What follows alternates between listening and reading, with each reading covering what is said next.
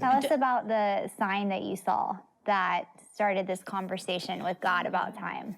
Well, I actually, I played in a Christian rock band in the 1980s, and I was playing at the Liberty Lunch. Oh, I'm telling you, I can rock it. Anyway, I was playing in Austin, Texas at the Liberty Lunch, and while we were there, back behind the bar, we were a Christian evangelical band, and we did a lot of secular sets that were kingdom songs, you know, without love, where would you be now, and all that kind of stuff. And Lord, lift us up where we, no. Okay, no. No.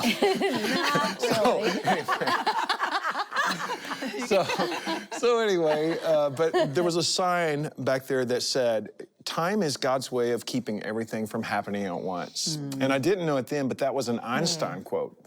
Because somebody asked Einstein, so hey, what exactly is time? He's like, well, time is God's way of keeping everything from happening at once. Can't you just hear him saying that? You know?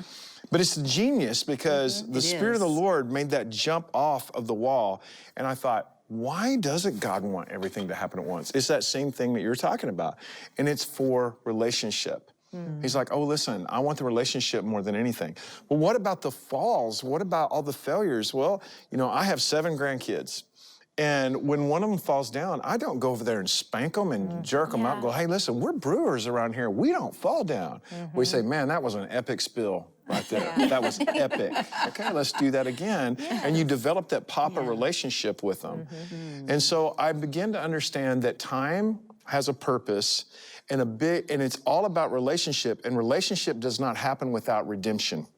That's so okay? true. So I began to say, okay, I totally began to study the Word of God and say, when does God say that time started and when does God say that time ends? And there is a definite start to time and there's a definite end to time, and it ends at the great white throne judgment. That's where it ends. And time shall be no more. Why? Because there is no more redemption after the great white throne judgment. So time was created for the purposes of redemption. In fact, for Adam, even though he lived for some time before he entered into time, he didn't enter into time until he sinned. And the moment he sinned, a trapdoor fell out from under him. He fell into sin and death, and now he was subject to time and to space and to matter. And like, why is that? Because and the earth began to deteriorate at that point. And everything got messed up. So why is that? Because time is the only place that we can say, that was then, this is now, and this is what it's going to be. Outside of time, however you are is how you've always been and how you're always going to be. That's why it's very important we enter into eternity saved, holy children of God.